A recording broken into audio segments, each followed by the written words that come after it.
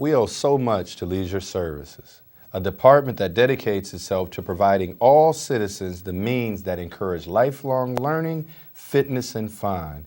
There are so many activities the department performs and so many venues available for citizens of all ages.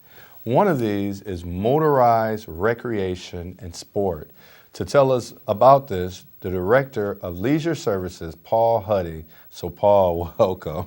Well, thank you, Mayor. How are you today? Doing great. It's almost that time of the year. It is. It's time to get outside and enjoy the summer weather and have some fun. Absolutely. And Paul, just really quickly, can you tell us a couple of the areas you oversee before we go directly into the meat of this conversation? Well, sure.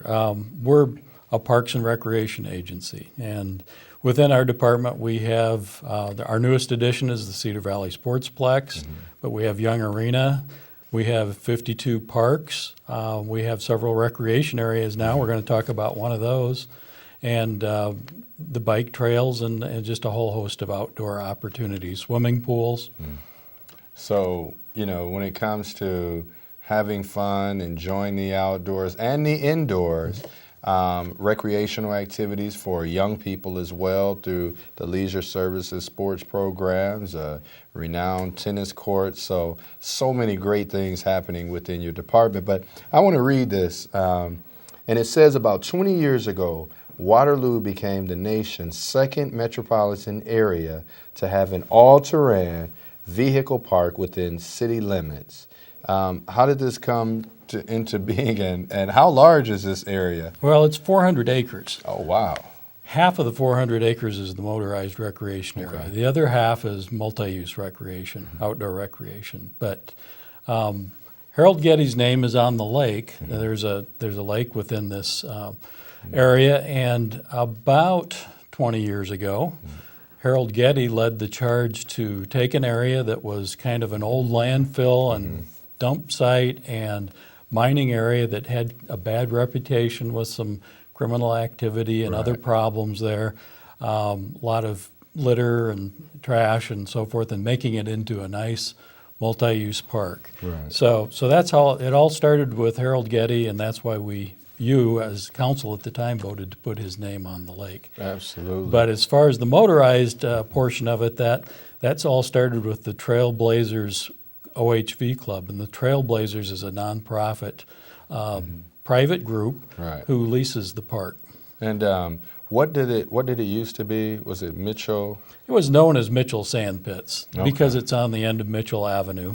Right. Yeah. Yeah.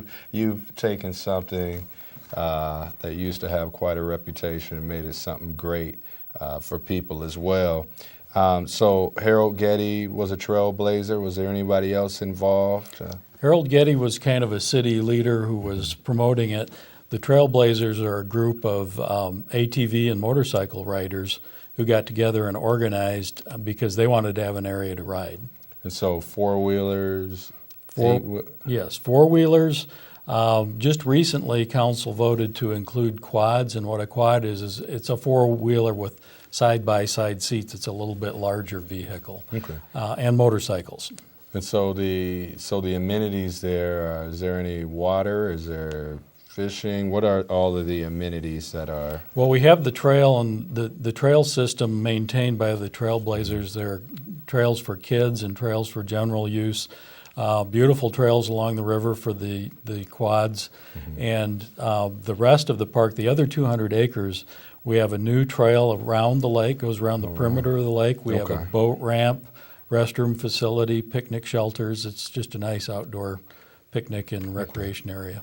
All right. So were you worried about vehicles that may cause damage to all of the stuff that you had going on there around the lake, or? We placed some bollards to control the traffic, but the fact that we offer motorized recreation in the other half of the park, I think, is very helpful. Right. And we really don't have too much trouble with damage anymore. And so for maintenance and repair, those are part of the responsibilities. You said you added some ballers? Yeah, just traffic control. Okay, okay. So is there a cost to doing all of this? Is it? We've invested about $1 million over the last 20 years. I'm happy to report most of that, it's not city money. The vast Okay. majority of it came from the Iowa DNR, from recreation vehicle registration funds. Right, right. And from REAP grants. Okay. And some federal recreation trails funds and some private funds You too. said a trailblazer? What's a trailblazer is who? Well, the Trailblazers is the name of the club, and they're the group who organized, and we have a lease with them, and they actually lease, and they do all the maintenance in the motorized Okay. area. So someone else does the maintenance for that, so that's Right. literally no cost maybe Exactly. to us. Okay. It's a great deal for the city because we offer a nice alternative form of recreation Right. at no operating cost to the city. And is this area open to fishermen or to trappers or to bicyclists? Fishing is a really important activity, and yes, we have 2 fishing jetties out there, Okay. and we have a boat ramp. So yeah, the fishing is really quite good. There's bass, northern, bluegills, sunfish, just a nice variety of fish. Hunting and trapping is not allowed except by special permit for the urban deer hunt. That occasionally is done in the area. And bicycling is Bicycling is Encouraged. encouraged as well, and Okay. hiking. okay. So is there anything else that you want us to know about this particular area, about what you do? Well, Riverview Recreation Area is just, I think it's a great example of bringing an alternative form of recreation into an urban area, and we're proud to have been one of the leaders in that. All right. Well, we thank you, Paul, for all you and those who serve the community and leisure services do for us. We owe much for the dedication that is expended to bring joy, health, and entertainment for us year-round. And I hope you will be willing to take a break from your busy schedule to come back as a regular guest.